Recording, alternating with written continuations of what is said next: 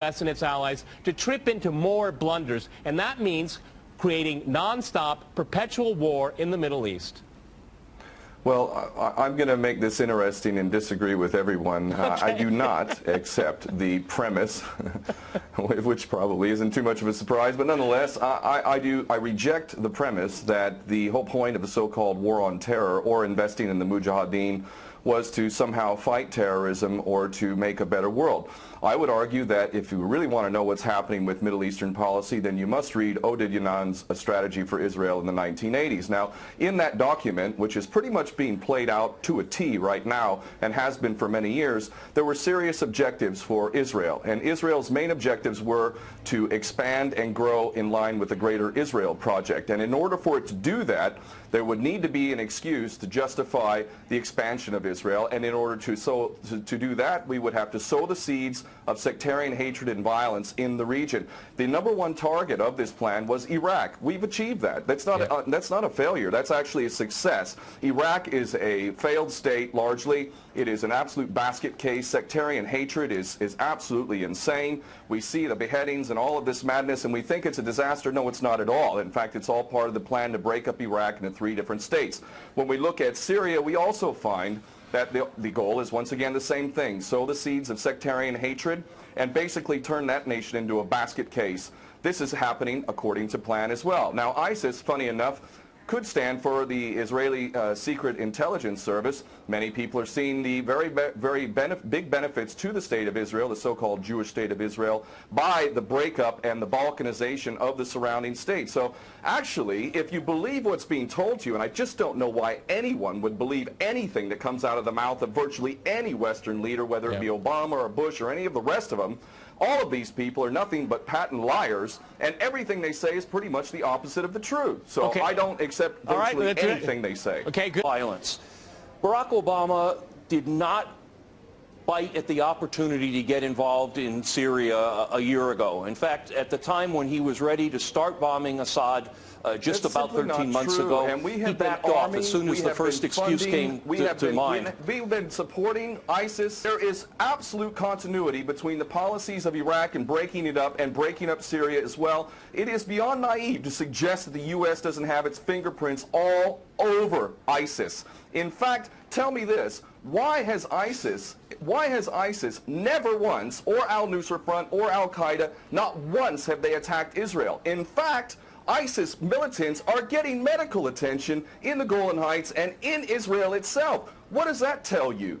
There is absolute continuity, but the actual policy, just like the Project for a New American Century laid out very clearly, that a, quote, new Pearl Harbor would be necessary to achieve this goal of full spectrum dominance. You could never tell the American people, or the world for that matter, we're going to fight wars of aggression where we're going to have to invade and occupy, we're going to have to spend hundreds of billions, if not trillions of dollars to achieve the goal of full spectrum dominance, which is to control, absolute control over air, land, sea, and space and cyberspace. The American people never would have bought it, so you can't tell them that. You have to tell them a bunch of lies, and we see this over and over again. What you have to do, Ken, if I can go... It would absolutely no question that there must always be a boogeyman. In fact, you're sitting in Russia now. For 50 years plus, we were fighting this Cold War that really was an absolute charade to begin with. There never really was a threat of a Soviet invasion. And for decades, we spent insane amounts of money developing nuclear weapons to the point of really completely, totally collective insanity.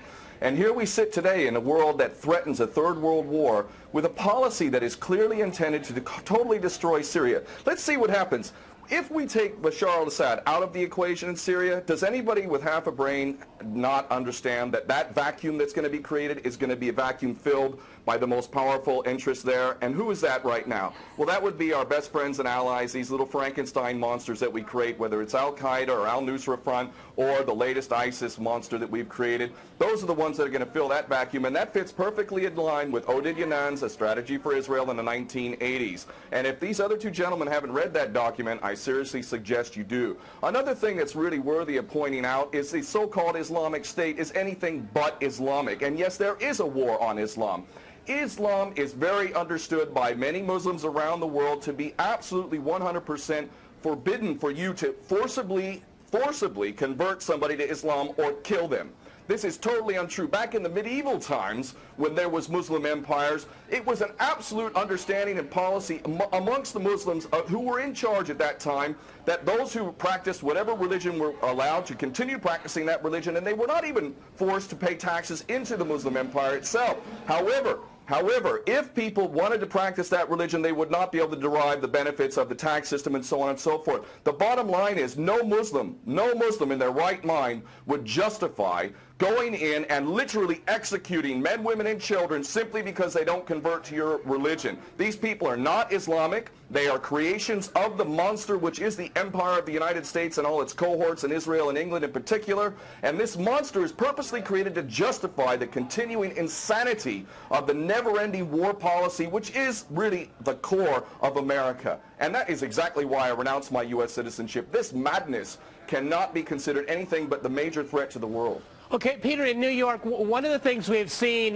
There are very obvious solutions. One is to arrest the traitors in the U.S. Congress and White House who have sworn to uphold the U.S. Constitution, and somehow the American people have sat by while the President has afforded himself the power to execute anyone, anywhere, anytime, for any American citizen to be detained without any due process of law, no representation, incognito, and theoretically he could be condemned to death by a military tribunal in secret and executed. All of this operating under supposedly the United States Constitution. So all of these traitors need to be arrested first and foremost. When Netanyahu came to the Congress a couple years back, he received 29 standing ovations by these cowardly chicken hawk traitors. So the American patriots need to stand up and grab a pair and ultimately have some integrity and get rid of these traitors. Secondly, cut off all funding to Israel. Israel is a pariah state, a criminal state. It is committing active policies of genocide by the legal definition of the word according to Black's Law Dictionary. That country needs to be cut off right now. All of their attention needs to turn inward. Stop your little empire endeavors and full spectrum dominance and all of this sort of madness. Start taking care of your infrastructure back home. Start taking care of the American citizens who have worked their whole lives and now find themselves wondering how they're going to keep a roof over their head. All of that is very obvious and very sensible. Or America can continue to decline into an absolute total pariah state, hated and resented around the world, and maybe bring the whole world into World War III. I would prefer that we do the former instead of the latter, but ultimately we need some serious change in government, and that means getting rid of these traitors. Okay.